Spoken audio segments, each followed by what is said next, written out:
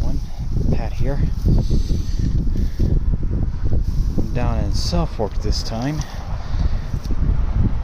and I came across this thing. Came across former Rio Grande, also XP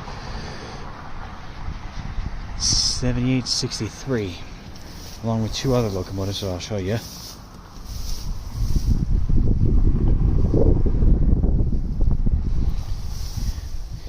This is basically my first ever U-boat.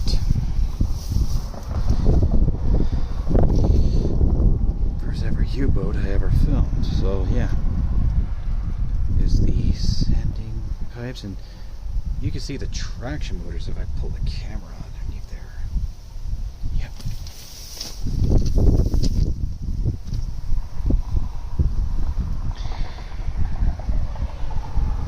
I do know this is a type of U-boat, but I'm not so sure what this is.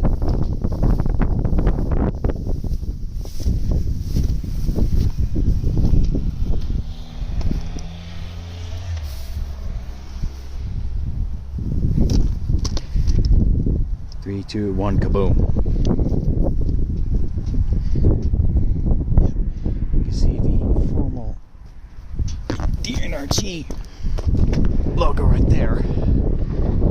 Yes, I'll say that the Southern Pacific bought out the DNRG, but it was, some others say it was this DNRG bought out Southern Pacific. Others say it was like a corporate merger.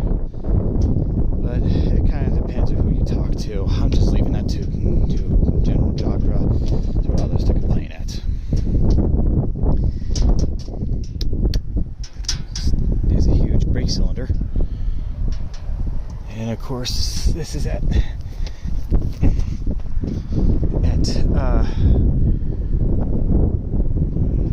rail biking area. There's the fuel gauge. Fuel gauge right there.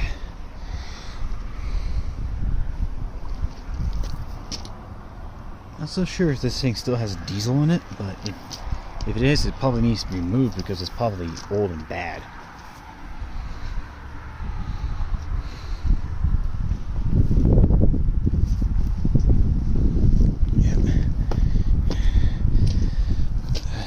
There's a air compressor of some sort. Yeah, I think so. If it was an air compressor, it should be in there, but I think I remember seeing this on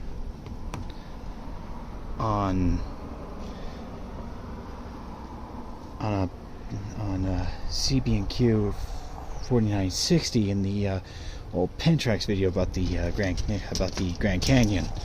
But that's not either there or there. That's how traction motors look like on GE locomotives. There's the blower for like dynamics.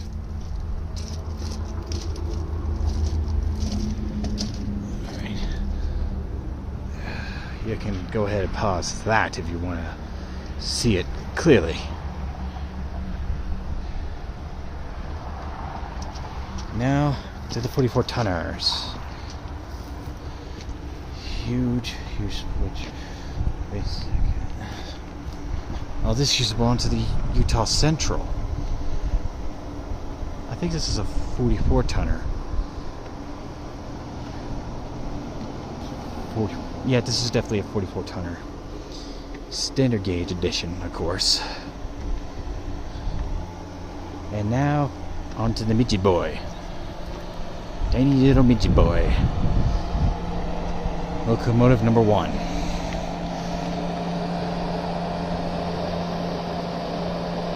With an absolute nut job of a man on its exhaust.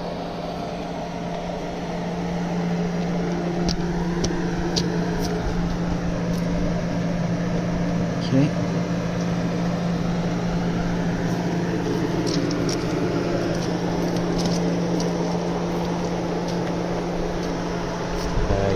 You're missing something here, dude. Yeah, you are missing something here.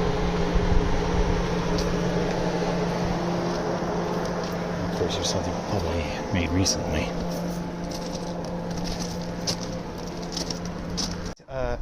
We're playing now, so if you can repeat everything and who owns everything for me, please. Okay. A guy named Don Shank. He's the actual owner of this track here, and he's actually from this Masonic Park here. He owns this track, and from 1999 to 2017, he actually ran this little bus out of here as like a little tourist bus. And what he'd do is he'd make full day trips up to Crete, let them get lunch and stuff, and then he'd bring them back. The problem was is he was getting kind of older and wanted to retire, so he ended up stopping doing that and wanted to keep the track alive. He met with Tracks to Trails, which was a company where they tear up the track and they do trails that people can hike on. And he wanted to keep the history of the track alive, so he ended up shutting that down. And we partnered with him, Revolution Rails, and we do the rail biking. We go up 3 1/4 miles up and then 3 1/4 miles back. It's been fun. There's a lot of history behind this track. Yeah.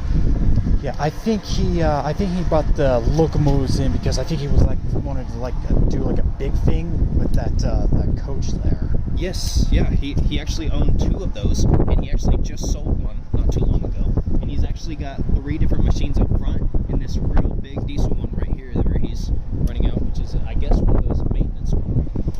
Oh, so one of those off-track vehicles. Yeah. Yeah, otherwise known as a Trackmobile now. Trackmobile, there you go. Mm-hmm. He actually owns all of those machines going along the side rail there. And sadly, I don't think any of them runs anymore.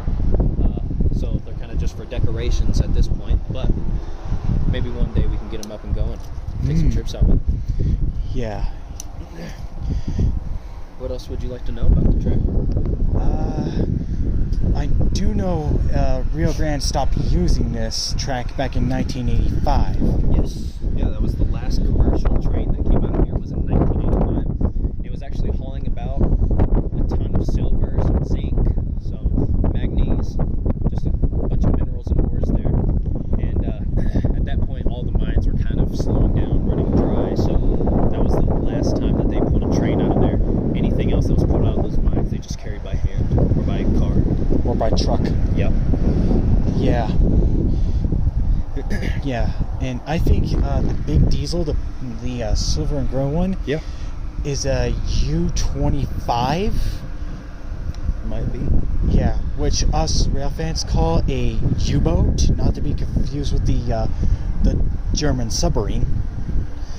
And of course, I think you got like a 44 tonner and a small 25 tonner there. That sounds about right. Yeah, I think he was going to use both locomotives to run. I did hear something about that he did want to try and get those up and going. The problem is I don't think he could get them running. They are both really old machines, and that takes a lot of work. I think the General Electric made the 44 tonners back in the 50s. Mm-hmm. And the big diesel right there, the U25, is actually the newest. They started making those back in the late 70s, early 80s. Because they were releasing some, because GE's biggest competitor, EMD, was making some really nicer locomotives at the time. Yep. Another problem with trying to run those out of here was the track just needed a bunch of maintenance. You know, it's this entire track was built back in the 1870s and was changed to this gauge. It was actually narrow gauge to start. It's standard gauge now and was changed in 1902, so it's over 120 years old. Yeah. So it's just, it needs a lot of work, and sadly, with how hot it's been kind of getting, we have a couple heat kinks in the railroad, and so big machines like that just wouldn't do too well on it. Yeah. The people who owns the steam engine 2926 is actually going through the same thing, plus on every single rail tie where they're at, there are about 2 spikes holding them down. Yep. They need 3 and 4 to move their engine. Yeah, that's about how this is. You can see some of them are only have about 1 spike through them. And actually, I believe, yeah, right here it's got the date on there. Well, part of it, 1902. It looks like Yeah, and then the one part through here. Yeah, a lot of those metal plates are stamped with the date on them. So. Mm-hmm. Yeah, and even the rails can be stamped as well. Yeah. Yeah, that rail right there is from 1915. 1915. Yeah. It's some old track, and then to try and run something big like that on there, it would need a lot of work. And sadly, a lot of these wooden beams are dry rotted, and yeah, these it ties. just needs work. Yeah. Yeah. I see he was trying to get as much rail equipment, because I think that van over there is a high wheeler van, and same thing with that maintenance truck. Yeah. I think he's a bit of a hoarder on some of his train equipment, but he's also a collector. So a lot of this stuff he brings out here, and he likes to show it off to all the people riding on the rail bikes. And he's actually got a new one that he's been looking at. Oh. I saw him with it the other day. I don't know where he put it, but it's another one similar to that van up in the front, but it's gray, a little bit smaller. It's pretty neat. Mm-hmm. Yeah, he also has a little speeder along the line. In fact, all throughout the line I saw little speeders. Mm-hmm. Yeah, that's what they had before they had those high wheeler vehicles. Yeah. Mm-hmm. Yeah, no, sadly we have them locked now, but these where you can change the path of it, they still work. Yeah, this even switch. after all this time. Yeah, if it ain't broke, don't fix it. Yeah. But it's pretty neat. It's got a lot of history behind this track. Mm-hmm. So how long have you been doing the YouTube on the? Ever since 2019. 2019. Yeah, that's when I got my Google account and everything. So might as well get a start. There you go. Mm-hmm. You just travel around, look at railroads, or what? Yeah, mostly travel around around the both the Centennial State as well as the Lone Star State, as well as New Mexico. So Yep. basically Colorado, New Mexico, Texas. I would love to go to the Midwest and see like engines like 765, 1225, big engines of that nature. In fact, I do plan to see the big boy 4014 sometime in my life. Have you been up to Silverton? Silverton, first of all, I have to tell you this before I give you an answer. Yeah. If I've been giving $100 every single time I've been asked that, I would have bought myself a private island 15 years ago. Yeah. But no, not yet. Not yet. Not yet. It's on my bucket list for sure. Oh yeah. I was just talking to a guy that told me about it, and it makes me want to go check it out. They got some cool stuff up there. Yeah. And they got a whole train museum too, which is Yeah, super cool. yeah, they're still running steam engines, Yeah. especially during what's going on with the government and everything. Mm-hmm. Steam engines, and they even got a couple diesels running over there. Mm-hmm. Yeah, they just got them from the White Pass and Yukon just about 2 years ago.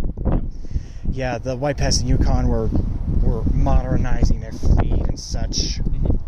Well, the original depot for this track actually was about where Wagon Wheel Gap is, out towards Creed. So Yeah, if you yeah. want, y'all could probably swing by there and check it out. Yeah, we already went past there on the way back. Okay, all right. Yeah, a lot of neat stuff. On this track. Oh, all right. Oh, yeah. Well, I gotta get going. Yeah, of course. All right, thank you. Yes, of course. Have a great day. Yeah, you too. All right. Have a good one. You too. And good luck with your YouTube. Among Us, complete ripoff of Clue. Just on Alamosa, and I saw something everyone will enjoy. Did the Formobile. Yep, I'm in Alamosa Yard. There's even more down there. Looks like that's an F7.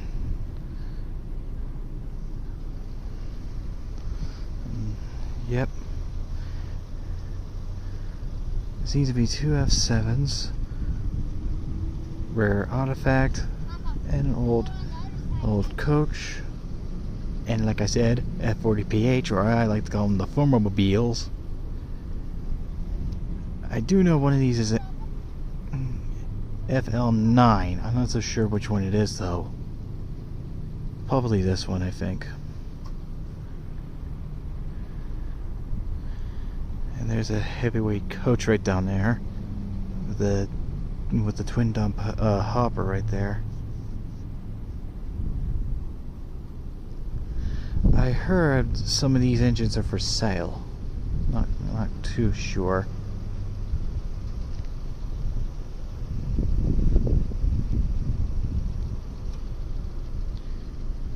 Yeah, but there's even more, way more down there.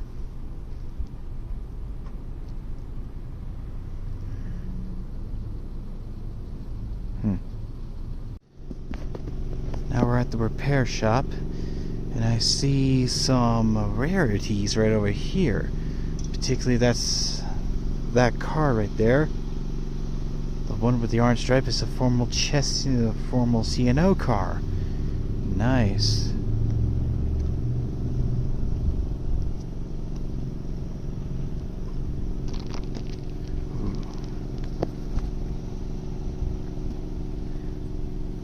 I can't make it out, but it says New York on it.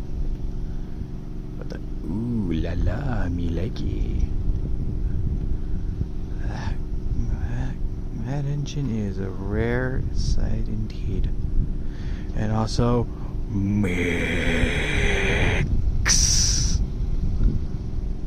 There's even a Mac right there, along with a formal CNF unit.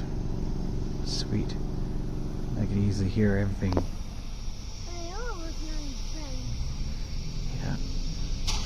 Oh, I hear something over there. Probably working on something. Oh, and there's a hidden gem right there. If anyone knows what type of locomotive this is, let me know in the comments. And there's some passenger cars right behind the Max. Yeah, right there, right behind me, right behind the Max.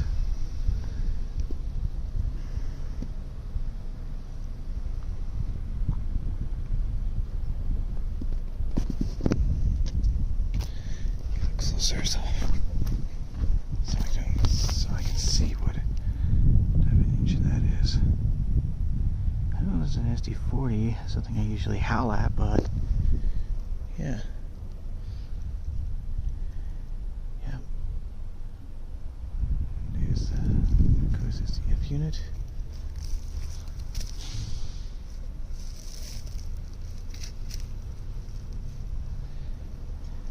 There's there.